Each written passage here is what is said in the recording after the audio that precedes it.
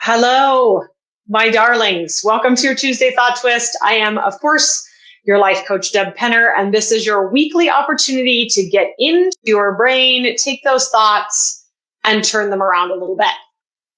Today, I want to talk to you about trauma. And specifically, I want to offer you the thought that you have experienced trauma in your life. And I know that even if I don't know you deeply or personally, because everyone has experienced trauma in their lives. And I don't say that to imply that you need fixing or that you're wounded in some sort of way. And I certainly don't say it to encourage any kind of a victim consciousness. The reason that it's important that we recognize the ubiquity of trauma is because if the traumas in your life are unrecognized and unresolved, they're showing up for you. They're showing up in things like limiting beliefs. They're showing up in the stories that you tell yourself. They're showing up in triggers, in unwanted behaviors, in patterns that you would like to change, but for some reason you just can't seem to get rid of. Trauma is something that underlies a lot of those really common roadblocks that keep us from creating the life that we want to be living. So when I say trauma, you are probably thinking of what we commonly refer to as big T trauma. So big T traumas are things like abuse, assault, being in a war zone, surviving a natural disaster, having a significant illness, injury, or accident in your life, maybe losing a parent or a sibling as a child.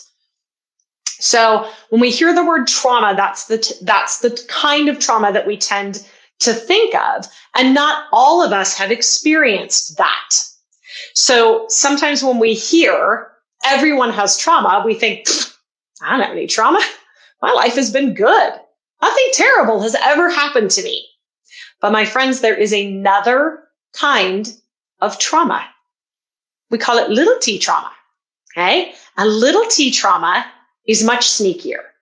Little t trauma might look like, when I was 4, I had this dress that I loved, and it had a big bow in the back. It tied in a big bow.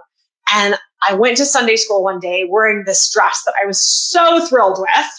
And when we were sitting on the floor listening to teacher, this voice sitting behind me kept untying the bow. Little t trauma might look like when I was in the 5th grade, I turned in a paper and I forgot to write my name on it. And another student saw that and they put their name on it instead. So I'm making these faces because this is the problem with little t trauma.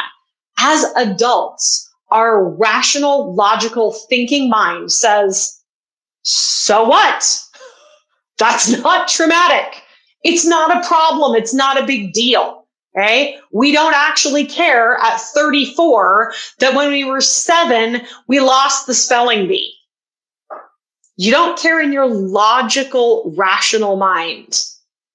But that's not where trauma gets stored. Trauma is not about what you logically think was traumatic. Trauma is about what your subconscious mind records as traumatic. So big T trauma has the blessing of being recognized as trauma. If we have had a major big T traumatic event in our lives, we usually do recognize like, hey, this is having an effect on me, or this could have a future effect on me. I should probably do something about this. So we have a much higher chance of addressing a big T trauma. Big T trauma also has a tendency to create bigger undesirable results in our lives that sometimes force our hand in terms of getting assistance in processing that trauma. Little t trauma, on the other hand, again, is very sneaky. It runs below the radar. We may not even recognize that it's there, but every single human, including you, has experienced little t trauma. And again, that's important. Not because we need to run around saying, oh, I'm a victim of trauma, and not because you need fixing. It's important because it may very well be the thing that is standing in the way of you creating the results that you're looking for in your life.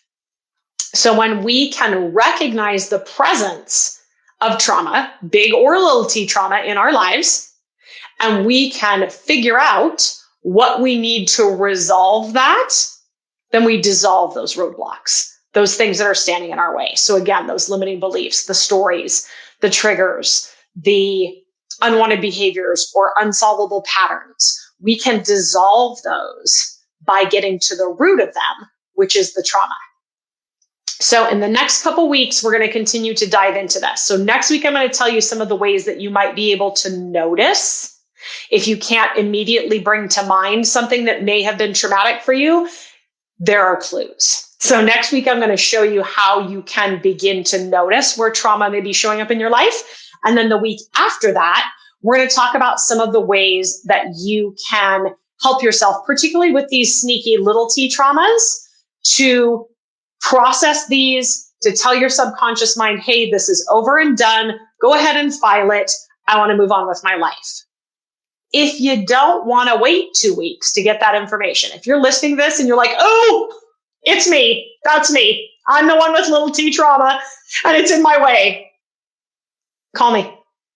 So you can go to my website, which is drops, DROPS, withdeb.com. And right there on the homepage, scroll down a little bit from my picture and there's a button. It says talk to me. Push that button, set up a phone call, and we will have this conversation about your specific little t traumas, and you don't have to wait 2 weeks. Either way, whether I talk to you on the phone before then or I see you here next week, I will see you next Tuesday and we'll talk more about trauma. See you then.